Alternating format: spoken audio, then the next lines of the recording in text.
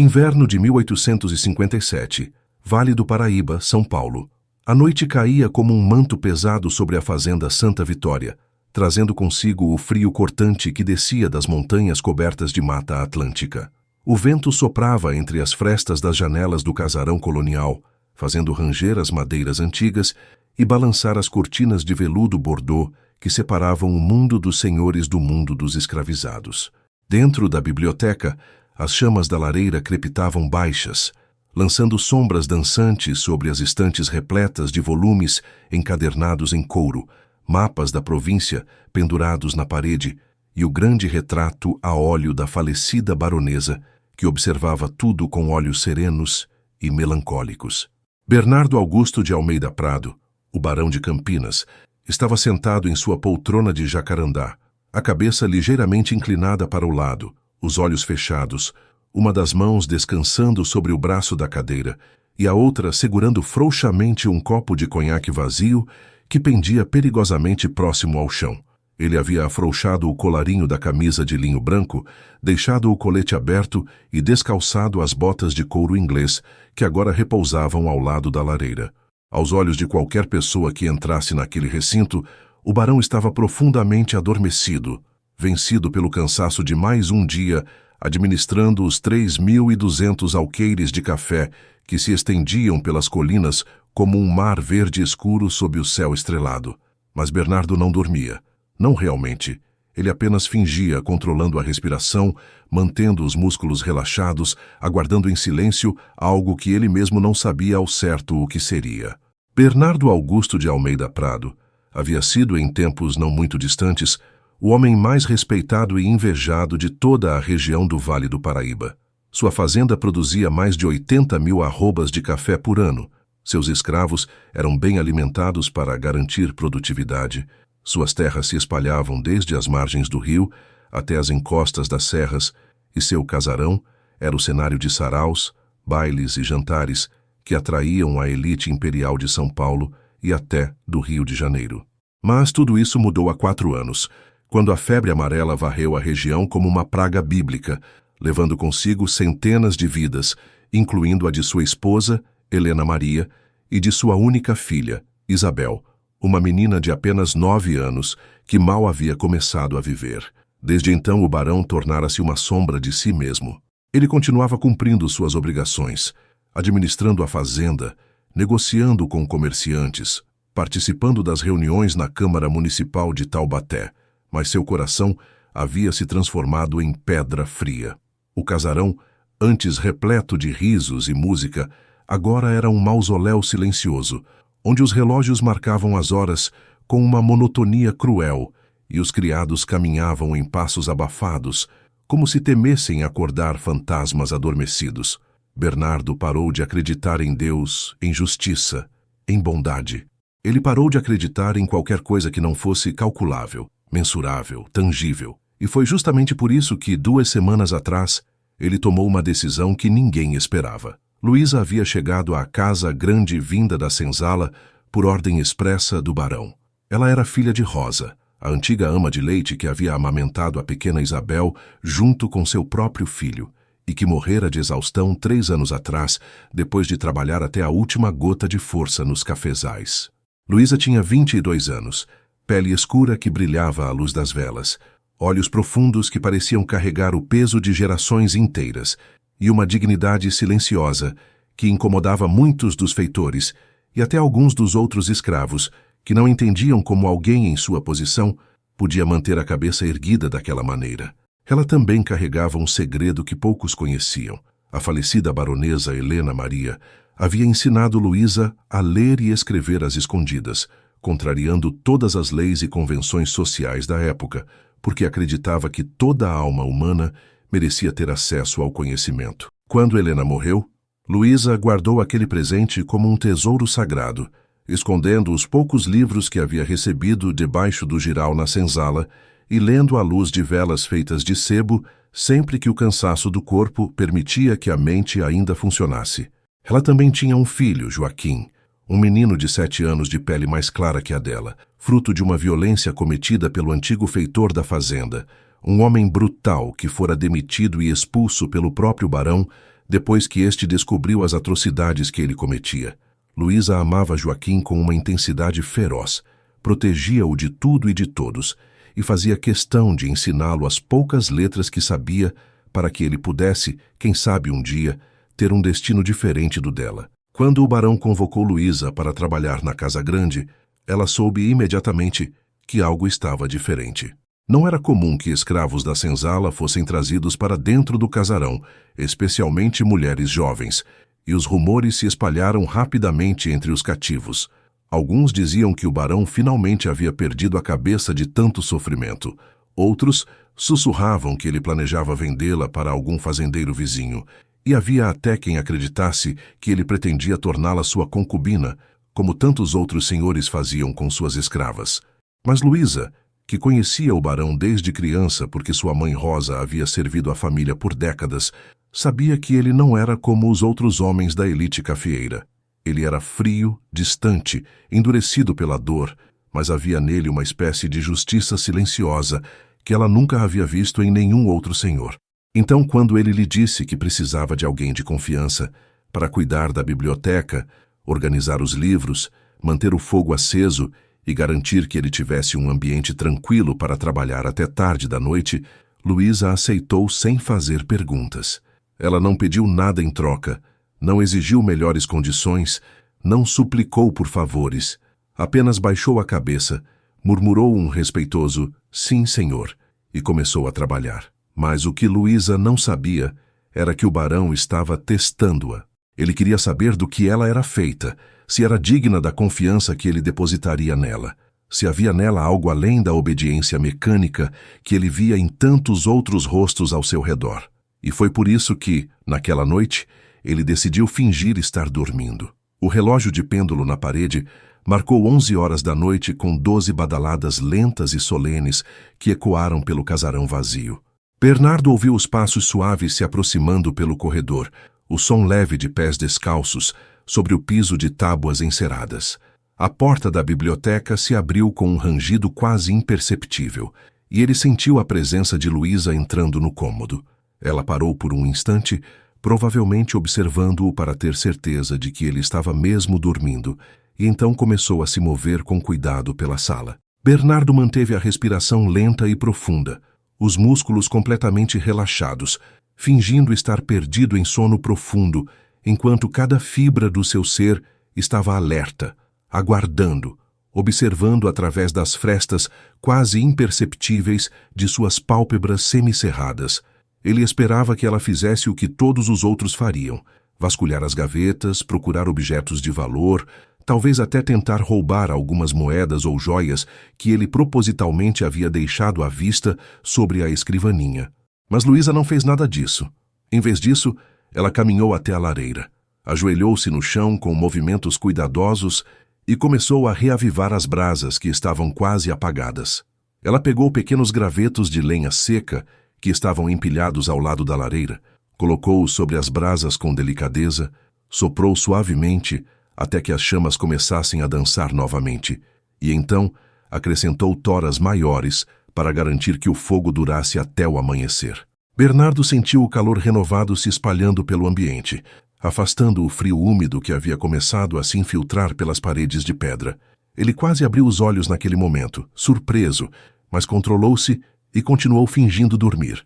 Depois de cuidar do fogo, Luísa levantou-se e caminhou até onde ele estava sentado. Bernardo sentiu seu coração acelerar involuntariamente, uma reação instintiva de quem não sabia o que esperar. Ela parou ao lado da poltrona, e por um longo momento houve apenas silêncio. Então, com uma delicadeza que ele jamais havia experimentado desde a morte de sua esposa, Luísa pegou o copo vazio que pendia de sua mão, colocou-o suavemente sobre a mesinha lateral, pegou o xale de lã que estava dobrado sobre o encosto do sofá próximo e cobriu os ombros do barão com cuidado extremo para não acordá-lo. Bernardo sentiu o peso reconfortante do tecido sobre seu corpo, sentiu o cheiro suave de alfazema que impregnava a lã, e algo dentro dele, algo que estava morto há anos, tremeu como uma brasa escondida sob cinzas frias. Mas ele não se moveu. Continuou imóvel, respirando devagar, esperando para ver o que mais ela faria. E foi então que ouviu uma segunda voz, pequena e hesitante, vindo da porta entreaberta. Mamãe, sussurrou o menino. Joaquim estava ali, segurando a mão de sua mãe com os olhos arregalados de sono e curiosidade. Meu filho, ele está dormindo, Luísa murmurou baixinho, ajoelhando-se para ficar na altura do menino. Ele ainda está triste, mamãe? Perguntou Joaquim, olhando para o barão adormecido com uma expressão que misturava medo e compaixão. Luísa suspirou, passando a mão pelos cabelos crespos do filho com ternura infinita. Sim, meu amor, ele está triste há muito tempo. Perdeu a esposa e a filhinha, como eu perdi a vovó Rosa, e você quase perdeu a mim quando ficou doente no ano passado. A tristeza dele é diferente, mas dói da mesma forma. Joaquim pensou por um momento, depois perguntou com a lógica simples das crianças. Mas ele é o senhor da fazenda. Ele tem comida, casa grande, cavalos. Por que está triste? Luísa sorriu com tristeza. Porque nem tudo que a gente precisa para ser feliz pode ser comprado ou mandado, meu filho. Tem coisas que só o coração sabe dar. E quando o coração está machucado, até o homem mais rico do mundo pode ser o mais pobre. Joaquim olhou novamente para Bernardo, depois disse baixinho. Ele deixou a gente vir para a casa grande. Deixou você trabalhar aqui perto do fogo. Isso quer dizer que ele é bom? Luísa hesitou, escolhendo as palavras com cuidado. Quer dizer que ele ainda tem bondade dentro dele, mesmo que ela esteja escondida embaixo de muita dor. E por isso a gente precisa ser grato, meu amor. Vamos rezar por ele? Joaquim acenou com a cabeça, e Luísa pegou as mãos pequenas do filho entre as suas, curvou a cabeça e começou a rezar em voz baixa, mas clara o suficiente para que Bernardo, fingindo dormir a poucos passos de distância, ouvisse cada palavra que saía de seus lábios. Senhor Jesus Cristo, Luísa começou, sua voz tremendo levemente, mas carregada de uma fé profunda e inabalável. Eu agradeço por este teto sobre nossas cabeças, por este calor que nos aquece, por este lugar onde meu filho pode dormir sem medo de acordar com frio ou fome. Agradeço pelo senhor barão que nos trouxe para perto dele, quando poderia ter nos deixado na senzala como todos os outros. Sei que o senhor está sofrendo, sei que perdeu quem mais amava, e sei que o coração dele está partido em pedaços. Mas peço ao Senhor, se ainda há misericórdia neste mundo, que cure as feridas desse homem, que ele volte a sentir alegria, que ele volte a acreditar que a vida vale a pena, que ele saiba que não está sozinho mesmo quando se sente abandonado por todos. Joaquim repetiu baixinho, que ele não fique sozinho. Luísa continuou, lágrimas escorrendo silenciosamente por seu rosto. E peço também, Senhor, que eu seja digna dessa confiança, que eu nunca tome mais do que me foi dado, que eu nunca abuse da bondade dele e que se um dia ele pedir para irmos embora, a gente vá de cabeça erguida, sem vergonha, sem ódio, apenas com gratidão por tudo que recebemos. Proteja ele, Senhor. Proteja o coração dele. Amém. Joaquim bocejou e repetiu. Amém. Luísa beijou a testa do filho, levantou-se e pegou-o no colo. Vamos, meu amor, hora de dormir. Os passos leves se afastaram, a porta da biblioteca se fechou com um clique suave e o silêncio voltou a reinar no casarão. Bernardo abriu os olhos devagar. As chamas da lareira dançavam diante dele, lançando sombras móveis pelas paredes forradas de livros. O xale de lã ainda cobria seus ombros, trazendo um conforto que ele não sentia há anos. Ele olhou para o copo vazio que havia sido cuidadosamente colocado sobre a mesinha, para as toras de lenha que agora queimavam vigorosamente, para a porta fechada por onde Luísa e Joaquim haviam saído. E então, pela primeira vez em 4 longos anos, Bernardo Augusto de Almeida Prado sentiu algo se mover dentro de seu peito. Não era felicidade, ainda não, mas era algo próximo disso. Era como se uma rachadura minúscula tivesse se aberto na parede de gelo que envolvia seu coração, e através dessa rachadura, um filete de luz começasse a entrar. Ele não chorou, não sorriu, não fez nenhum gesto dramático.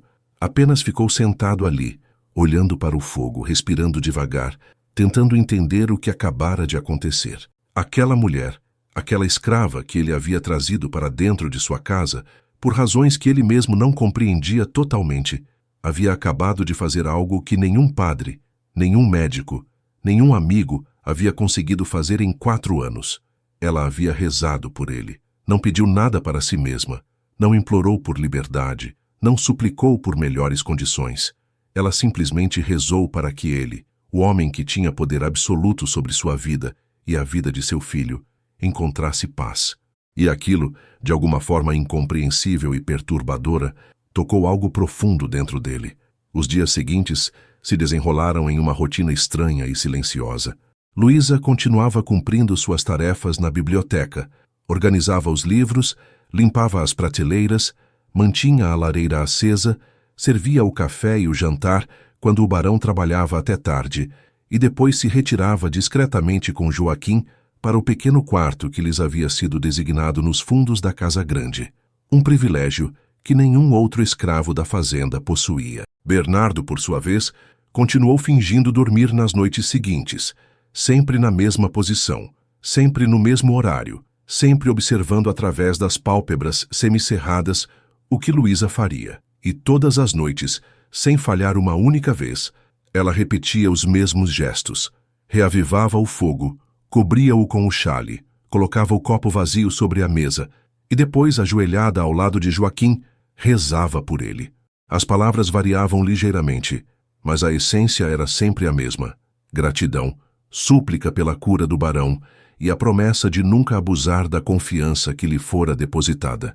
E a cada noite, a rachadura no coração de Bernardo se alargava um pouco mais, deixando entrar um pouco mais de luz, um pouco mais de calor, um pouco mais de algo que ele havia esquecido como se sentia: esperança.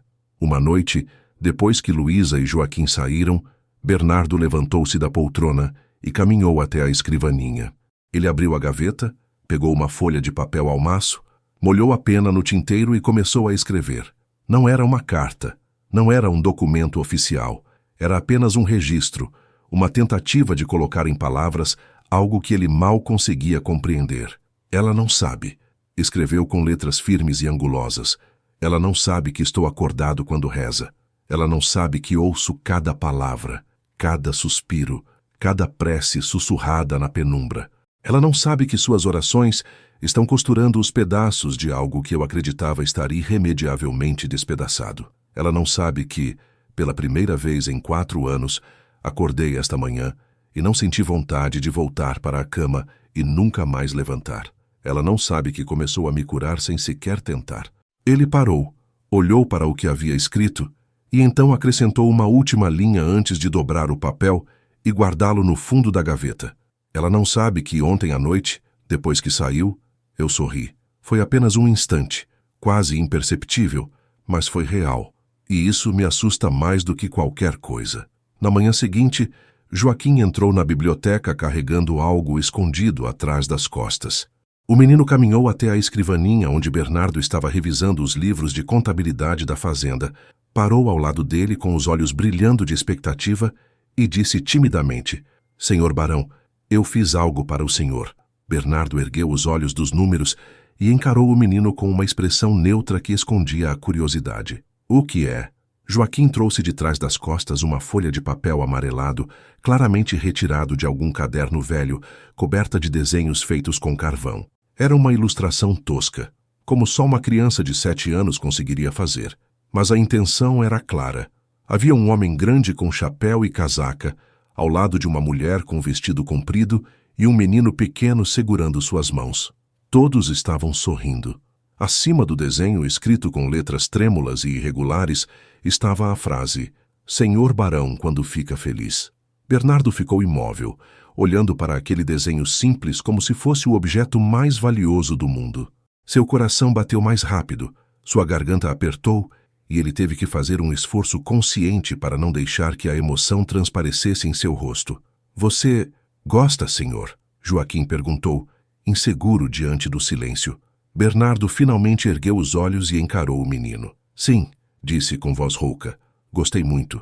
Joaquim sorriu abertamente, revelando os dentes pequenos e a alegria pura das crianças que ainda não foram completamente esmagadas pela crueldade do mundo. "Mamãe disse que sorrisos são como lanternas. Eles não afastam toda a escuridão, mas mostram onde a gente pode pisar sem cair." Bernardo sentiu algo subir por sua garganta, algo quente e incontrolável, que ele não sentia há tanto tempo que quase havia esquecido como se chamava. E então, para seu próprio espanto e do menino, ele riu. Foi uma risada baixa, curta, quase um suspiro, mas era inequivocamente uma risada. Joaquim arregalou os olhos, surpreso. "O senhor riu?" "Sim", Bernardo respondeu, e pela primeira vez em 4 anos um sorriso genuíno, pequeno, mas real, apareceu em seus lábios. "Eu ri." Joaquim praticamente pulou de alegria. "Posso contar para a mamãe que o senhor gostou do desenho?" Bernardo pegou o papel com cuidado, como se fosse algo frágil demais para ser manuseado sem delicadeza, e o colocou sobre a escrivaninha, bem no centro, onde ele pudesse vê-lo sempre que levantasse os olhos dos documentos. "Pode. E diga a ela que agradeço pela lanterna." Joaquim saiu correndo da biblioteca, gritando alegremente pelo corredor. "Mamãe! Mamãe! Ele riu! Ele riu!" E Bernardo ficou sozinho, olhando para aquele desenho infantil, sentindo as lágrimas que ele havia reprimido por tantos anos finalmente começarem a escapar, silenciosas, quentes, libertadoras. Naquela noite, quando Luísa entrou na biblioteca e encontrou o barão aparentemente adormecido na poltrona como de costume, ela fez sua rotina habitual, reavivou o fogo, cobriu-o com o xale, ajeitou o copo vazio. Mas dessa vez, antes de sair, ela parou diante da escrivaninha e viu o desenho de Joaquim colocado no centro, em posição de destaque, como se fosse o documento mais importante de toda a fazenda. Seus olhos se encheram de lágrimas. Ela levou a mão à boca para abafar um soluço, e então, com voz trêmula, mas cheia de gratidão, sussurrou: "Obrigada, Senhor. Obrigada por mostrar que ainda há bondade nele." Ela não sabia que Bernardo estava acordado, observando-a através das pálpebras semicerradas, vendo cada lágrima que escorria por seu rosto, cada gesto de gratidão silenciosa. E naquele momento, algo dentro dele se quebrou definitivamente. Não era mais apenas uma rachadura na parede de gelo, era uma avalanche, um desmoronamento completo das defesas que ele havia construído ao redor de seu coração. Ele percebeu, com uma clareza assustadora e absoluta, que aquela mulher e aquele menino não eram apenas servos em sua casa. Eles eram algo muito mais profundo, algo que ele não ousava nomear ainda, mas que já estava lá, crescendo, se enraizando, transformando-o de dentro para fora. E pela primeira vez em 4 longos anos, Bernardo Augusto de Almeida Prado sentiu que talvez, apenas talvez, valesse a pena continuar vivendo. As semanas seguintes trouxeram uma transformação sutil, mas inegável, ao casarão da Fazenda Santa Vitória. Bernardo continuava acordando antes do amanhecer, revisando os livros de contabilidade, supervisionando o trabalho nos cafezais, negociando com os compradores que vinham de Santos e do Rio de Janeiro.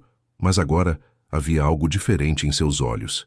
A frieza absoluta havia dado lugar a uma espécie de melancolia contemplativa, como se ele estivesse constantemente refletindo sobre algo que não conseguia expressar em palavras. Os empregados da casa notaram a mudança, embora ninguém ousasse comentar abertamente. Dona Felícia Rodrigues, a governanta portuguesa de cabelos grisalhos presos num coque apertado e olhos perspicazes que não perdiam nenhum detalhe, observava tudo com uma mistura de desconfiança e curiosidade. Ela havia servido a família por mais de 20 anos, desde antes do casamento do barão, e conhecia cada humor, cada gesto, cada silêncio de Bernardo melhor do que qualquer outra pessoa viva. E foi por isso que, numa tarde chuvosa de agosto, ela decidiu confrontá-lo. Bateu na porta da biblioteca com 3 pancadas firmes, entrou sem esperar autorização e fechou a porta atrás de si com determinação.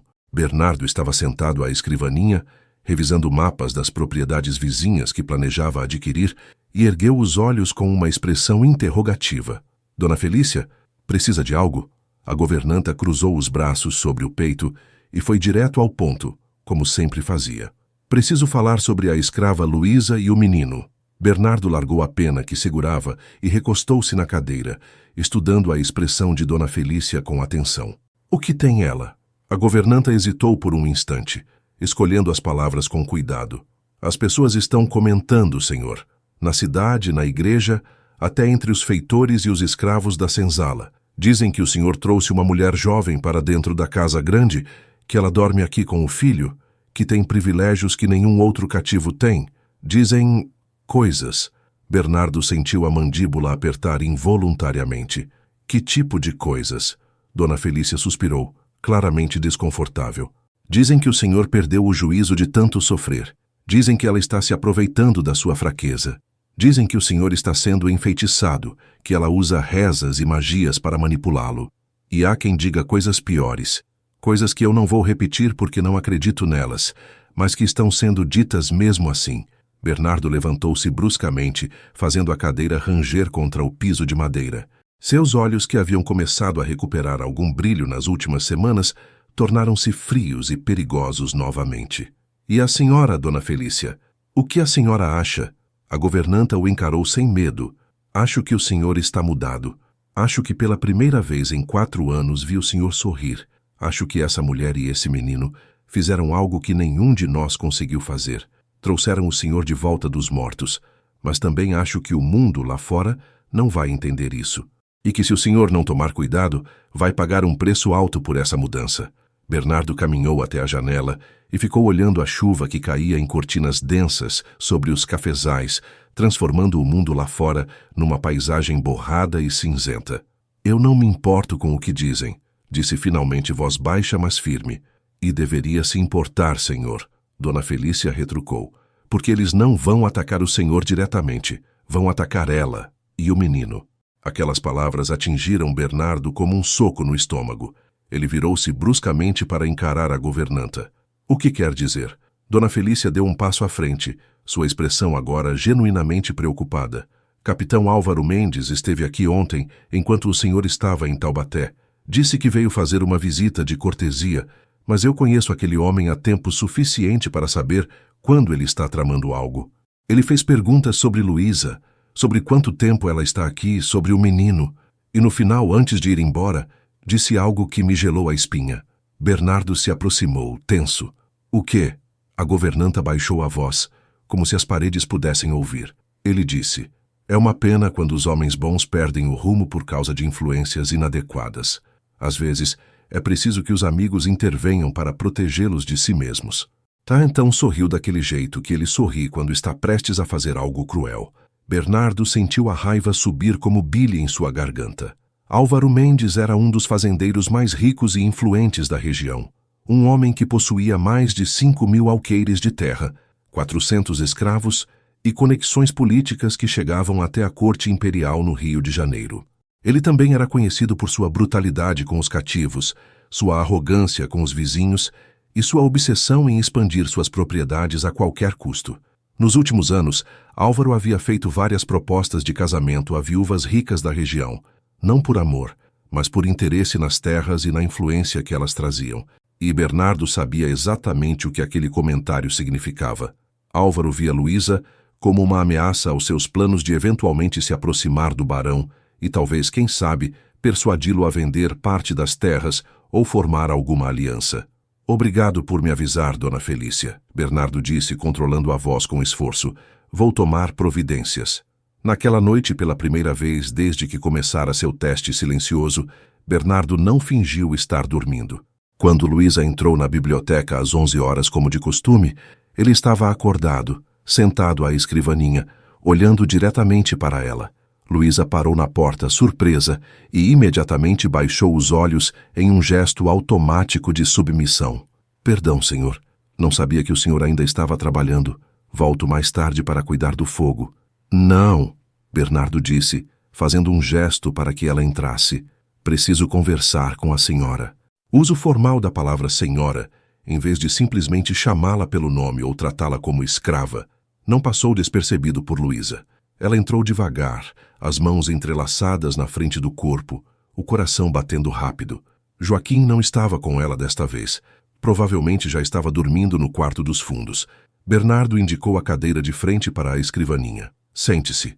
Luísa hesitou, claramente chocada. Escravos não se sentavam na presença de seus senhores. Era uma quebra de protocolo impensável. Senhor, eu não posso... Pode e vai. Bernardo interrompeu, não com raiva, mas com uma firmeza que não admitia contestação. Sente-se, por favor.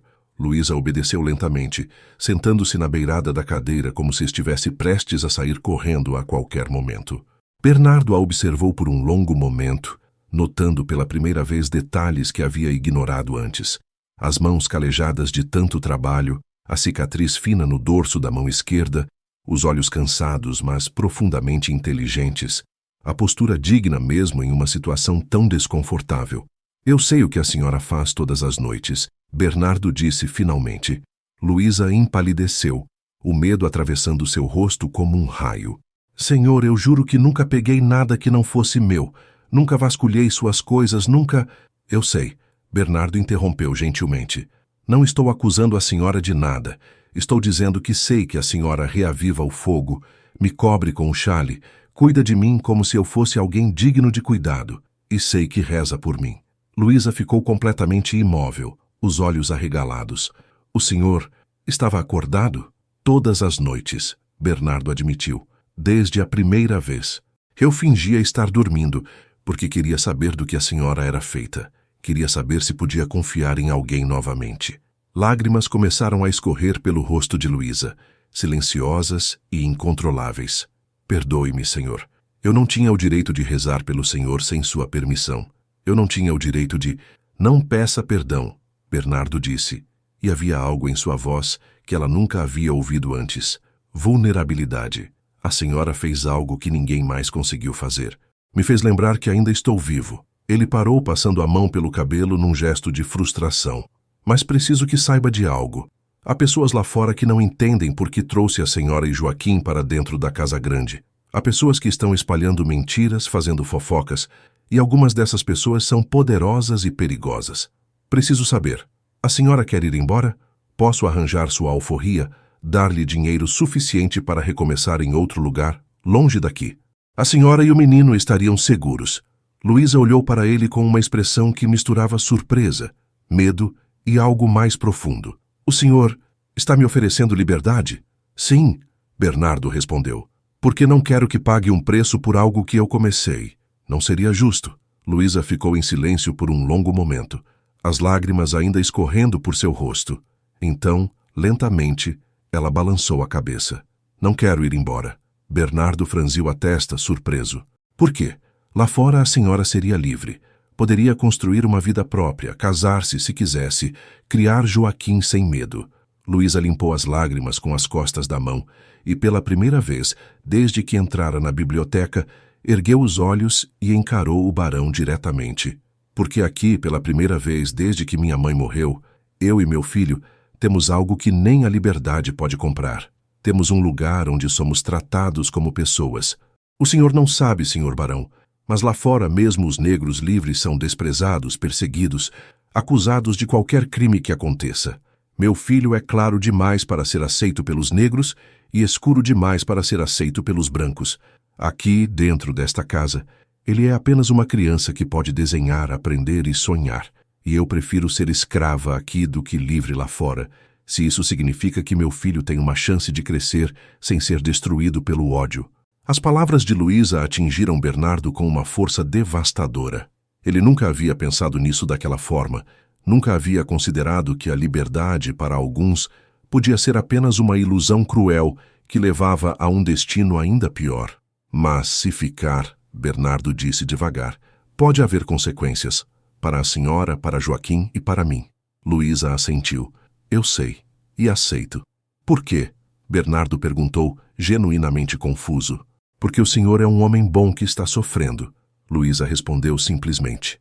E porque minha mãe me ensinou que, quando alguém estende a mão para você na escuridão, você não solta essa mão só porque outras pessoas acham que não deveria segurar. Bernardo sentiu algo se quebrar dentro dele novamente, mas desta vez não era dor. Era algo diferente, algo quente e perigoso, e absolutamente aterrorizante. Ele se levantou bruscamente, dando as costas para Luísa para esconder a emoção que ameaçava transbordar. Então fique, disse com voz rouca. Mas saiba que, se algo acontecer, farei tudo ao meu alcance para proteger a senhora e Joaquim. Isso eu prometo. Os dias seguintes foram tensos. Bernardo aumentou a vigilância na fazenda, instruiu os feitores a relatarem qualquer visita incomum e passou a evitar as reuniões sociais na cidade, sabendo que cada aparição sua seria acompanhada de sussurros e olhares especulativos. Mas o destino, como sempre, tinha seus próprios planos. Na terceira semana de agosto, uma tempestade como não se via há anos desabou sobre o Vale do Paraíba. O céu escureceu às 3 da tarde, transformando o dia em noite prematura, e então as nuvens se abriram como comportas rompidas, despejando uma quantidade absurda de água sobre a terra ressecada pelo inverno seco. O rio Paraíba, que corria placidamente pelas terras da fazenda, começou a subir rapidamente, transbordando suas margens, invadindo os cafezais mais baixos, arrastando cercas e ferramentas. Bernardo estava nos estábulos supervisionando a transferência dos cavalos para terreno mais alto quando ouviu os gritos vindos da direção da casa grande. Ele correu de volta pelo caminho lamacento, a chuva castigando seu rosto como chicotadas, e encontrou Dona Felícia na varanda, os olhos arregalados de pânico. "A ala leste está inundando!" Ela gritou por cima do barulho da tempestade. "A água está entrando pelos fundos da casa. Luísa e o menino estão lá." O sangue de Bernardo gelou. A ala leste era onde ficavam os quartos dos criados, incluindo o pequeno cômodo que ele havia destinado a Luísa e Joaquim. Era também a parte mais baixa da construção, diretamente no caminho da enxurrada que descia da colina. Sem pensar duas vezes, Bernardo mergulhou de volta na tempestade, correndo ao redor do casarão em direção aos fundos. A cena que encontrou era apocalíptica. A água corria como um rio selvagem pela lateral da casa, invadindo portas e janelas, arrastando móveis e objetos. E no meio daquele caos, ele viu Luísa. Ela estava tentando desesperadamente alcançar o quarto onde Joaquim dormia, lutando contra a corrente que já chegava à altura de seus joelhos. A porta do quarto estava bloqueada por destroços de madeira e lama, e do outro lado, Bernardo podia ouvir os gritos aterrorizados do menino. "Mamãe! Mamãe! Estou com medo!" Luísa batia na porta com as mãos ensanguentadas, tentando empurrá-la, puxá-la, fazer qualquer coisa para chegar até o filho. "Aguenta, meu amor! Mamãe vai te tirar daí, aguenta!" Bernardo não hesitou. Ele se lançou na água turva, sentindo a força da correnteza tentando arrastá-lo, lutou até chegar ao lado de Luísa e começou a puxar os destroços que bloqueavam a porta com força bruta. "O senhor não deveria estar aqui," Luísa gritou, mas continuou ajudando. "Cala a boca e me ajuda a tirar essa droga do caminho." Bernardo rugiu de volta. Juntos, com uma força nascida do desespero, conseguiram afastar os destroços suficiente para abrir a porta.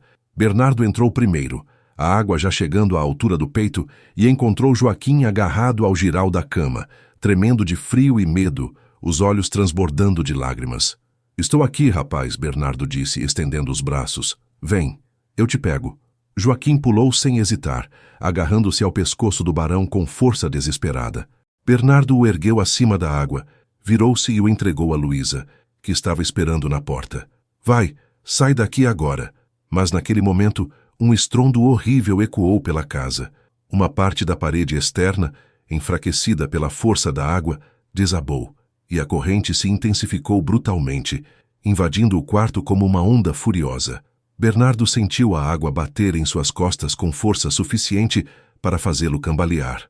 Ele viu Luísa perder o equilíbrio, viu Joaquim escorregar de seus braços, viu o menino ser arrastado pela correnteza em direção à janela aberta. Não pensou, apenas agiu. Bernardo se lançou na água, nadou com toda a força que tinha contra a correnteza, agarrou Joaquim pelo braço instantes antes que ele fosse sugado para fora da casa e puxou o menino de volta. Ele se arrastou até Luísa, que estava agarrada ao batente da porta, colocou Joaquim em seus braços e gritou: "Segura nele e corre para a ala oeste, agora!" Luísa hesitou, olhando para ele com olhos aterrorizados. "E o senhor? Vou estar bem, vai!" Ela obedeceu correndo com Joaquim nos braços, em direção à parte mais alta da casa. Bernardo tentou segui-la, mas seu pé ficou preso em algo debaixo da água. Ele puxou com força, sentiu uma dor aguda no tornozelo, mas conseguiu se libertar. Quando finalmente saiu da ala leste e chegou à parte segura do casarão, estava exausto, encharcado, sangrando de vários cortes, mas vivo. Ele encontrou Luísa e Joaquim na biblioteca, enrolados em cobertores que Dona Felícia havia trazido. O menino estava tremendo, ainda soluçando de medo, mas vivo. Luísa ergueu os olhos quando Bernardo entrou, e pela primeira vez desde que ele a conhecia, ela não baixou o olhar. Ela o encarou diretamente, lágrimas escorrendo por seu rosto, e sussurrou com voz estrangulada: "O Senhor arriscou sua vida por nós." Bernardo, ainda ofegante, ainda tremendo de adrenalina, caminhou até onde eles estavam e ajoelhou-se diante deles, ficando na mesma altura. Claro que arrisquei, disse simplesmente, porque vocês são minha família. As palavras saíram antes que ele pudesse filtrá-las, cruas e honestas e absolutamente verdadeiras. Luísa soluçou, levando a mão à boca. Joaquim, ainda tremendo, olhou para Bernardo com olhos enormes. O senhor é nossa família também? Bernardo sentiu as lágrimas que havia reprimido durante toda a tempestade finalmente escaparem. Ele puxou Luísa e Joaquim para um abraço apertado, segurando-os como se tivesse medo de que a correnteza voltasse para arrebatá-los. Sim, sussurrou contra os cabelos molhados de Joaquim. Vocês são. E ali, na biblioteca encharcada, enquanto a tempestade continuava rugindo lá fora, Bernardo Augusto de Almeida Prado finalmente chorou. Chorou pela esposa e filha que havia perdido.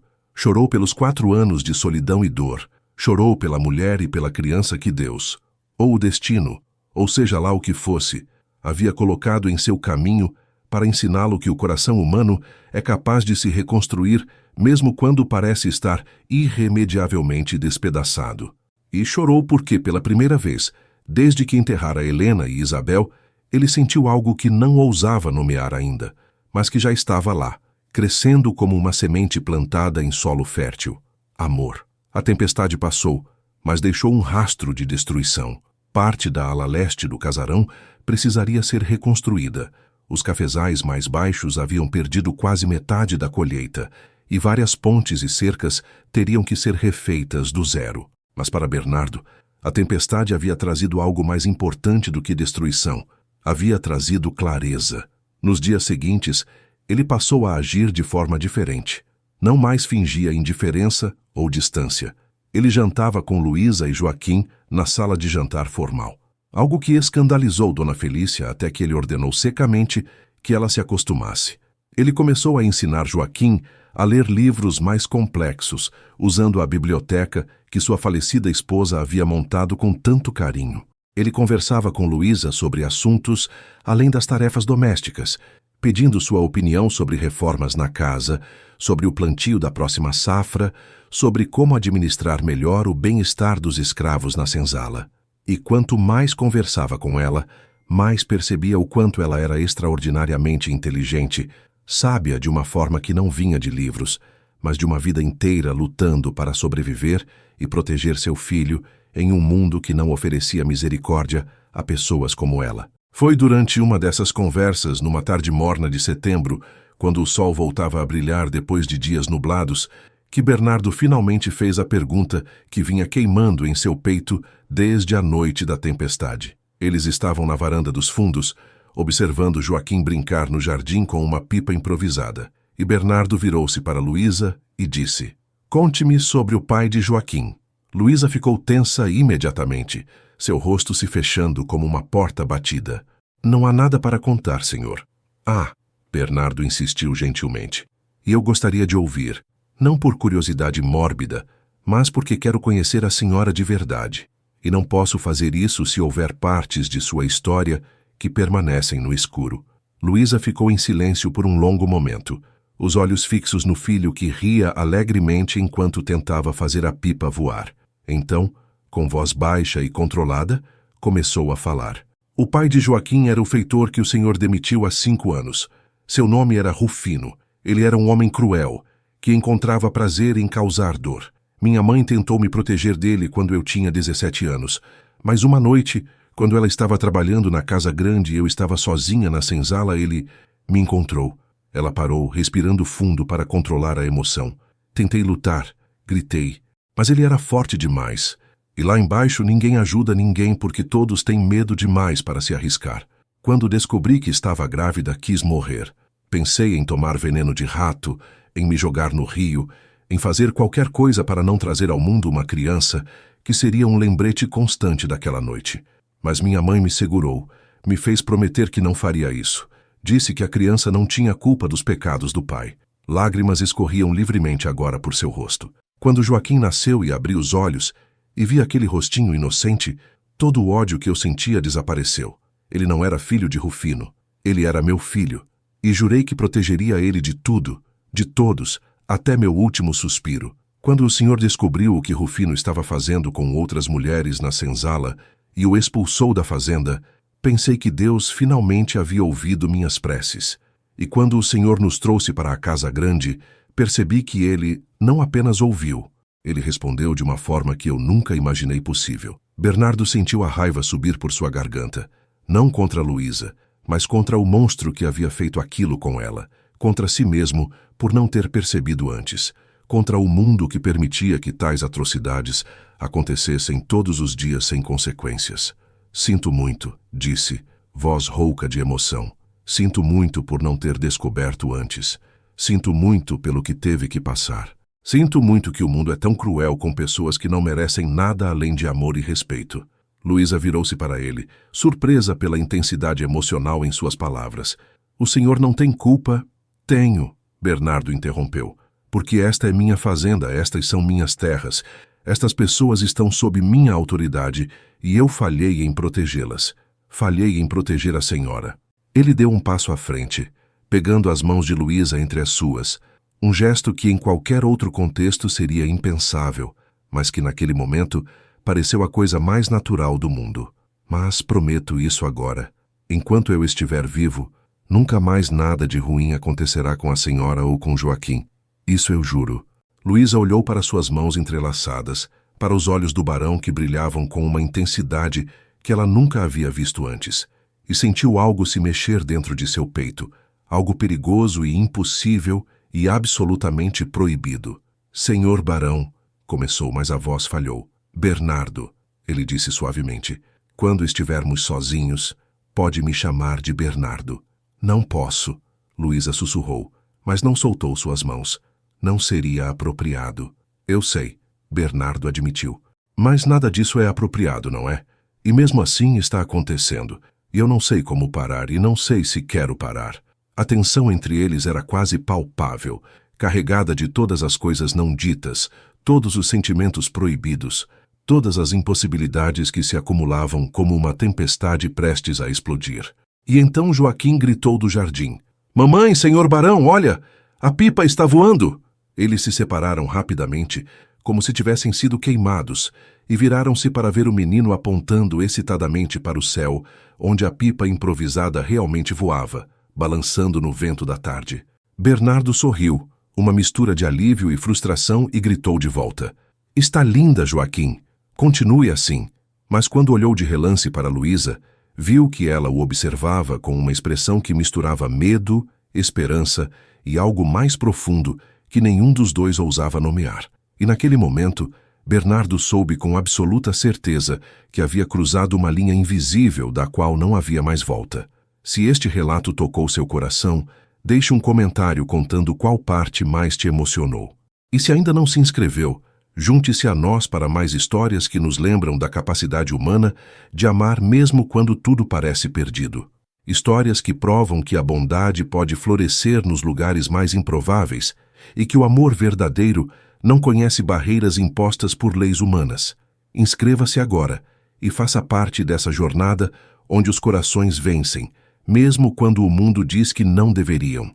Os meses seguintes foram como caminhar sobre uma corda bamba esticada sobre um abismo. Bernardo e Luísa existiam em um espaço liminar, entre o que era e o que poderia ser, entre o permitido e o proibido, entre a razão e o coração. Eles não falavam abertamente sobre o que sentiam, mas os gestos falavam por eles. Um olhar que durava um segundo a mais do que deveria. Um toque acidental de mãos ao passar um livro. O jeito como Bernardo perguntava a opinião de Luísa sobre assuntos importantes da fazenda, tratando-a não como propriedade, mas como conselheira. O jeito como Luísa cuidava dele, não com a subserviência de uma escrava, mas com a dedicação de alguém que genuinamente se importava com seu bem-estar. Joaquim, inocente e perspicaz, como só as crianças conseguem ser, florescia naquele ambiente. Ele aprendia a ler com uma velocidade impressionante. Devorava os livros da biblioteca, fazia perguntas sobre geografia, história, astronomia, que Bernardo respondia com paciência infinita. O menino começou a chamar o barão de Senhor B, porque não conseguia pronunciar Bernardo corretamente, e o apelido grudou, trazendo sorrisos até mesmo de Dona Felícia, que gradualmente havia aceitado a presença dos dois na casa grande, embora ainda mantivesse suas reservas em silêncio. Mas nem tudo eram flores. O mundo exterior continuava observando, julgando, conspirando. Foi numa tarde de outubro, quando os jacarandás floriam em explosões de roxo pelos caminhos da fazenda, que capitão Álvaro Mendes decidiu fazer sua jogada. Ele chegou sem avisar, cavalgando pela estrada principal com 6 homens armados, todos vestidos com roupas finas, mas carregando pistolas e rifles de forma ostensiva. Bernardo estava no escritório revisando contratos, quando Dona Felícia entrou apressadamente, o rosto pálido. Capitão Mendes está aqui, senhor, e não veio sozinho. Bernardo sentiu o estômago apertar. Ele sabia que esse confronto era inevitável, mas esperava ter mais tempo. Onde está Luísa? Na biblioteca com o menino. Estão lendo. Diga a ela para trancar a porta e não sair até que eu vá buscá-los pessoalmente. Dona Felícia hesitou, então assentiu e saiu correndo. Bernardo respirou fundo, ajeitou o colete, verificou se a pistola que sempre carregava na cintura estava carregada e saiu para receber o visitante. Álvaro Mendes estava na varanda principal, um sorriso frio no rosto que não alcançava seus olhos pequenos e calculistas.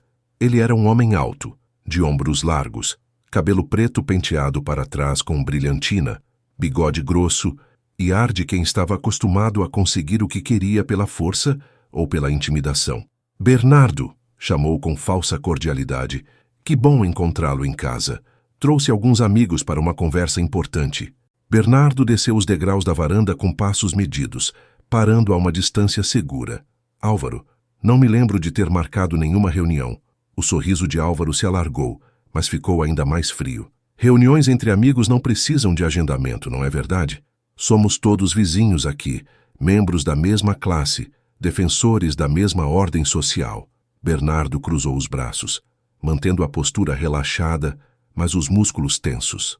Vá direto ao ponto. Álvaro olhou ao redor, como se admirasse a propriedade, mas seu tom deixou claro que a admiração era apenas fachada. Vim aqui porque me preocupo com o senhor, Bernardo.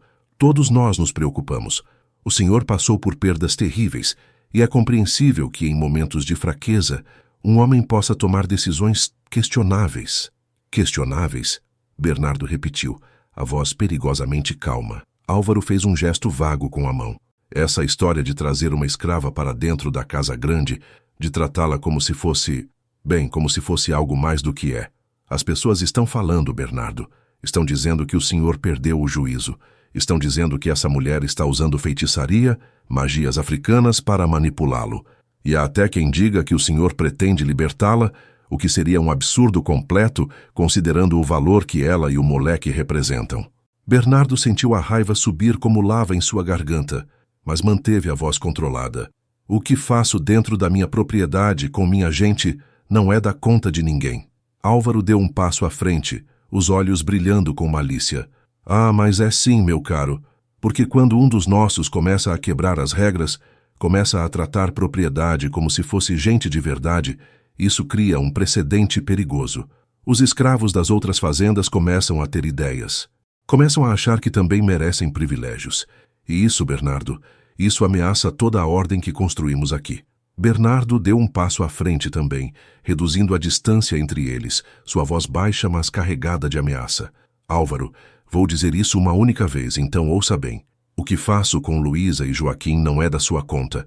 Eles estão sob minha proteção, e qualquer um que tentar fazer mal a eles terá que passar por cima do meu cadáver primeiro. O sorriso de Álvaro desapareceu completamente, substituído por uma expressão de frieza absoluta. Então é verdade. O grande barão de Campinas se apaixonou por uma escrava. Ele cuspiu a última palavra como se fosse veneno. Que nojeira, que vergonha para sua família, para sua falecida esposa, para tudo que o senhor representa. Bernardo não respondeu. Apenas o encarou com olhos que prometiam violência se Álvaro não parasse de falar. Mas Álvaro não parou. Sabe o que vou fazer, Bernardo? Vou espalhar isso por toda a região. Vou garantir que todo fazendeiro, todo comerciante, todo político saiba que o senhor está vivendo em pecado com uma negra. Vou arruinar sua reputação, vou destruir suas conexões comerciais, e quando o senhor estiver quebrado e desesperado, Vou oferecer comprar suas terras por uma fração do valor. E quanto à escrava e ao bastardo dela, ele sorriu novamente, um sorriso cruel. Bem, acidentes acontecem nas fazendas o tempo todo, não é verdade? Bernardo não pensou, não calculou, apenas agiu. Sua mão voou para a pistola na cintura, sacou-a com velocidade surpreendente e apontou diretamente para a testa de Álvaro antes que qualquer um dos homens armados pudesse reagir. Sai da minha propriedade, Bernardo disse com voz mortal. Agora. E se voltar, se tentar fazer qualquer coisa contra Luísa ou Joaquim, juro por Deus que te mato. Álvaro empalideceu, mas tentou manter a compostura. O senhor está ameaçando um membro da elite imperial? Isso é uma promessa, Bernardo interrompeu. E eu sempre cumpro minhas promessas. Vá embora antes que eu perca a paciência. Álvaro recuou lentamente, os olhos fixos na pistola.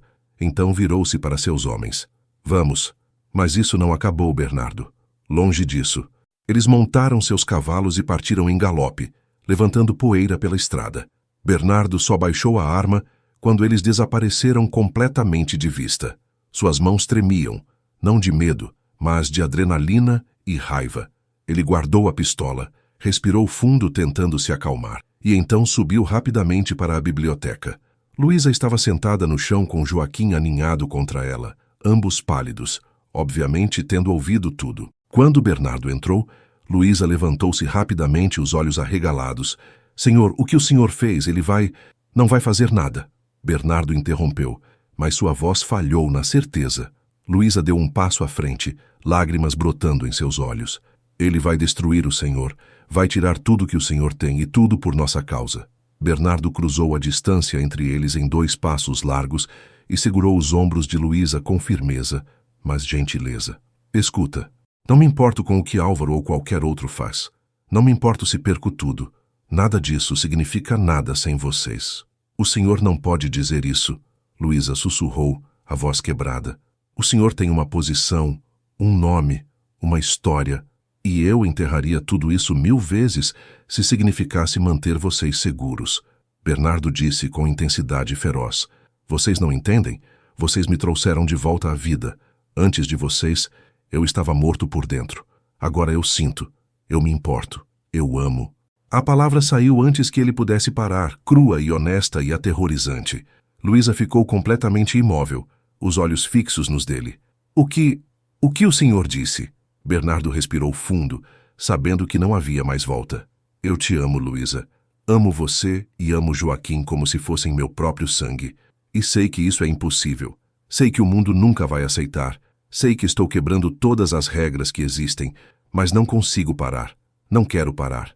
As lágrimas escorriam livremente pelo rosto de Luísa agora. Senhor Barão, Bernardo, eu não posso. Nós não podemos. Por quê? Bernardo perguntou desesperado. Porque eu sou sua propriedade, Luísa disse, a voz estrangulada. Porque eu não tenho o direito de sentir o que sinto. Porque mesmo que quisesse, mesmo que meu coração gritasse sim, seria errado, seria pecado, seria amor, Bernardo interrompeu. E amor nunca é errado.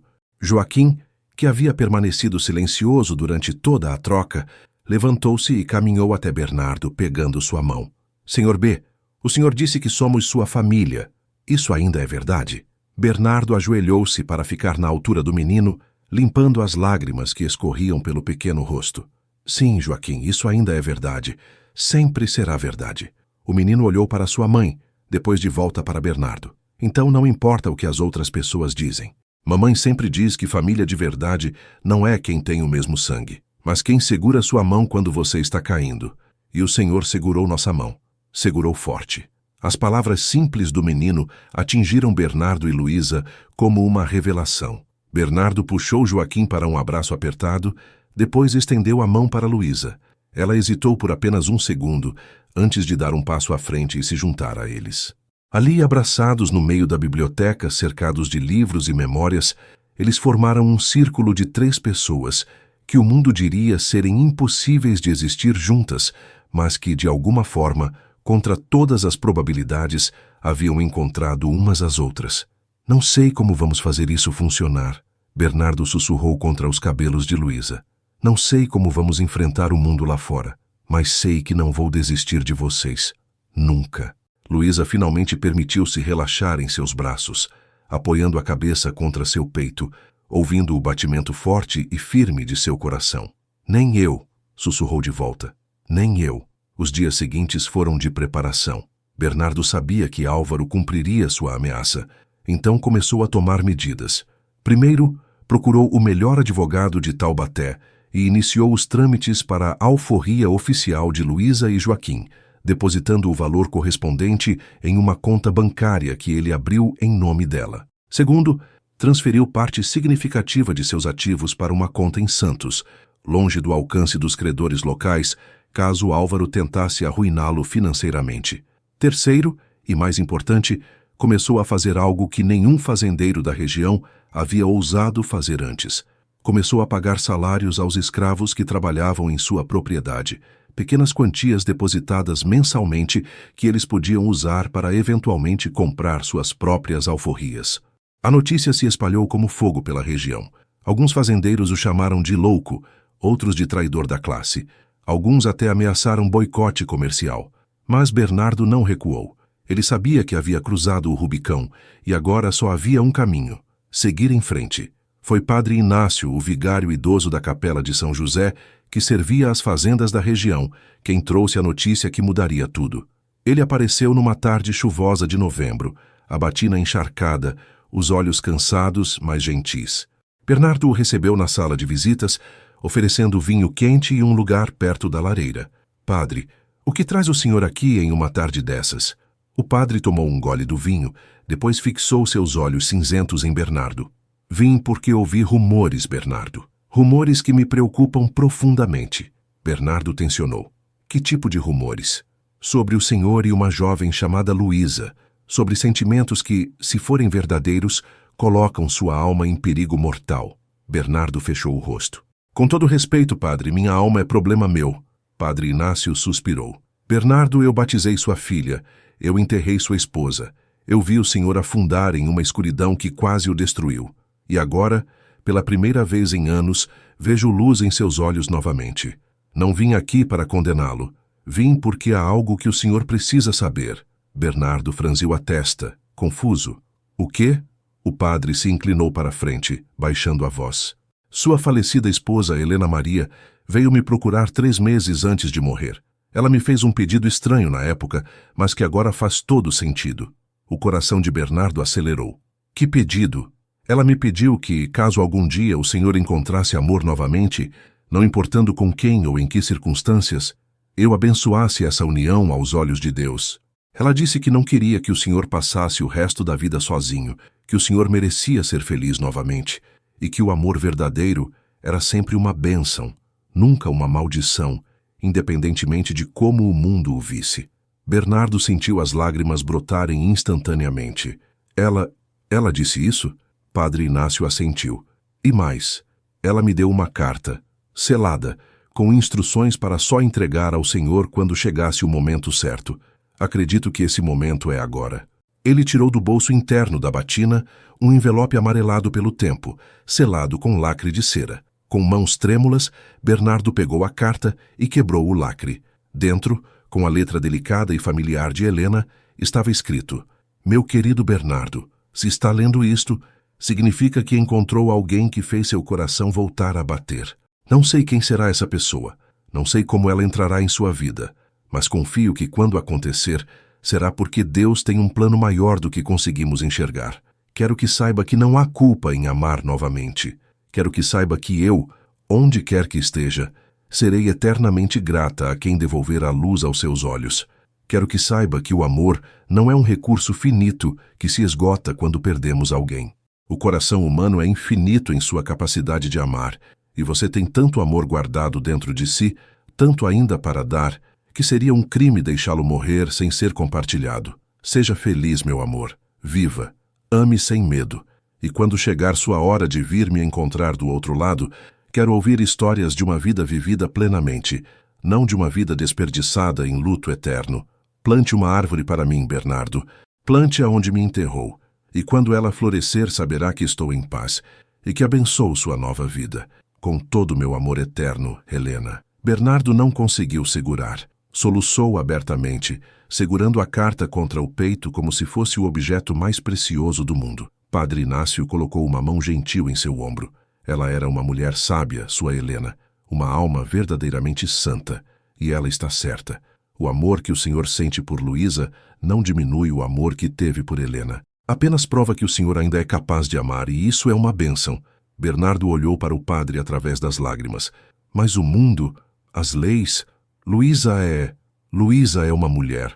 Padre Inácio interrompeu firmemente. Uma mulher que ama o Senhor e que o Senhor ama. E aos olhos de Deus que criou todos nós à sua imagem e semelhança, isso é tudo o que importa. O mundo pode julgar. As leis humanas podem proibir, mas o amor verdadeiro vem de Deus, e nenhum homem tem autoridade para condená-lo. Naquela noite, Bernardo chamou Luísa para a biblioteca. Joaquim já estava dormindo e a casa estava silenciosa, exceto pelo crepitar do fogo. Ele entregou a ela a carta de Helena e esperou enquanto ela lia, as lágrimas escorrendo silenciosamente por seu rosto. Quando terminou, ela olhou para ele com uma expressão de espanto e reverência. Ela abençoou nós, antes mesmo de sabermos que existiríamos? Sim, Bernardo disse, sua voz rouca de emoção. E o padre Inácio disse que nos casaria, em segredo se necessário, mas nos casaria aos olhos de Deus. Luísa balançou a cabeça, mais lágrimas caindo. Bernardo, não podemos. Mesmo que o padre aceite, mesmo que a lei eventualmente permita, as pessoas nunca vão aceitar. Joaquim vai sofrer. O senhor vai sofrer. Eu não posso. Bernardo segurou seu rosto entre as mãos, forçando-a a olhar nos seus olhos. Então vamos embora. Vendo a fazenda, pego tudo que tenho e vamos para algum lugar onde ninguém nos conhece. Para o sul, para Minas, para onde for necessário. Recomeçamos do zero, eu, você e Joaquim. Construímos uma vida nova, onde ninguém sabe nosso passado, onde podemos ser apenas uma família. O senhor abriria mão de tudo isso? Luísa sussurrou, olhando ao redor da biblioteca, da casa, da vida que Bernardo havia construído. Por você? Bernardo respondeu sem hesitar. Abro mão de tudo 1000 vezes. E então, pela primeira vez, sem medo, sem hesitação, Bernardo beijou Luísa. Não foi um beijo de paixão desenfreada, mas um beijo de promessa, de compromisso, de amor verdadeiro que havia crescido lentamente através de orações sussurradas e gentilezas silenciosas e corações que se recusaram a permanecer mortos. Quando se separaram, Luísa tinha mais lágrimas nos olhos, mas também um sorriso, pequeno, mas real. Está bem, sussurrou. Está bem. Se você está disposto a arriscar tudo, então eu também estou. Os preparativos foram feitos em segredo absoluto. Bernardo vendeu discretamente parte das terras para um comprador de Santos, transferiu os fundos para contas seguras e começou a fazer planos para partir após a colheita de café que estava por vir. Mas antes disso, havia uma coisa que ele precisava fazer. Numa manhã clara de dezembro, quando o sol brilhava dourado sobre os campos verdes, Bernardo levou Luísa e Joaquim até a pequena colina onde Helena e Isabel estavam enterradas. O túmulo era simples, mas bem cuidado, com uma cruz de madeira escura e flores frescas que Bernardo colocava toda semana. Ele ajoelhou-se diante do túmulo, Luísa e Joaquim ao seu lado, e falou em voz alta, não se importando se apenas o vento ouvia. Helena, meu amor, trouxe alguém para conhecer você. Este é Luísa, e este é Joaquim. Eles me trouxeram de volta à vida, quando eu estava pronto para desistir. Eles me lembraram que ainda há bondade no mundo, que ainda há amor, que ainda vale a pena lutar. Eu sei que você entenderia, sei que você aprovaria. Então vim aqui para plantar a árvore que pediu na carta, e quando ela florescer, saberei que está em paz com isso. Ele pegou a pequena muda de ipê amarelo que havia trazido, cavou um buraco ao lado do túmulo com as próprias mãos e plantou a árvore com cuidado reverente. Luísa ajoelhou-se ao lado dele, ajudando a firmar a terra, e Joaquim regou a muda com água que trouxera em um balde. Quando terminaram, ficaram ali em silêncio, apenas observando a pequena árvore que um dia cresceria alta e forte, suas flores amarelas brilhando como o sol contra o céu azul. 3 dias depois, numa cerimônia secreta realizada na capela da fazenda às 2 da manhã, iluminada apenas por velas, Padre Inácio casou Bernardo e Luísa aos olhos de Deus. Dona Felícia foi a única testemunha, e embora seu rosto mostrasse preocupação pelas consequências que viriam, havia também lágrimas de emoção em seus olhos quando viu o sorriso de felicidade genuína no rosto do barão pela primeira vez em anos. Joaquim dormia tranquilamente nos braços de sua mãe, envolto em cobertores, alheio ao momento histórico que estava acontecendo. Quando o padre Inácio pronunciou as palavras finais, "O que Deus uniu, o homem não separe", Bernardo puxou Luísa para um beijo que selou não apenas uma união matrimonial, mas uma promessa de que o amor poderia florescer, mesmo nos lugares mais improváveis, mesmo contra todas as probabilidades, mesmo quando o mundo inteiro dissesse que era impossível. Nos meses seguintes, eles partiram discretamente. Bernardo vendeu a fazenda Santa Vitória para um comprador de Minas Gerais, despediu-se de Dona Felícia, com lágrimas e gratidão, libertou oficialmente todos os escravos da fazenda e deu a cada um dinheiro suficiente para recomeçar em outro lugar. Então, numa manhã nebulosa de março, Bernardo, Luísa e Joaquim montaram em uma carruagem carregada com seus pertences mais preciosos, incluindo o desenho que Joaquim havia feito anos atrás, e partiram em direção ao sul, para uma vida nova em terras onde ninguém os conhecia e onde poderiam ser simplesmente uma família. Se esta história tocou você, comente abaixo de onde está nos assistindo e o que mais impactou seu coração nesta jornada. Gostou do vídeo? O que aprendeu com a história de Bernardo, Luísa e Joaquim? Inscreva-se no canal para mais histórias que nos lembram que o amor verdadeiro transcende todas as barreiras, que a bondade pode florescer nos lugares mais inesperados e que, às vezes, é nas feridas mais profundas que as raízes mais fortes se formam. Aqui, cada história é uma prova de que corações corajosos vencem, mesmo quando o mundo diz que não deveriam. Junte-se a nós nessa jornada, onde o amor sempre encontra um caminho, e onde cada final triste é apenas o começo de algo mais belo. Inscreva-se agora e nunca perca uma história que pode mudar a forma como você vê o mundo.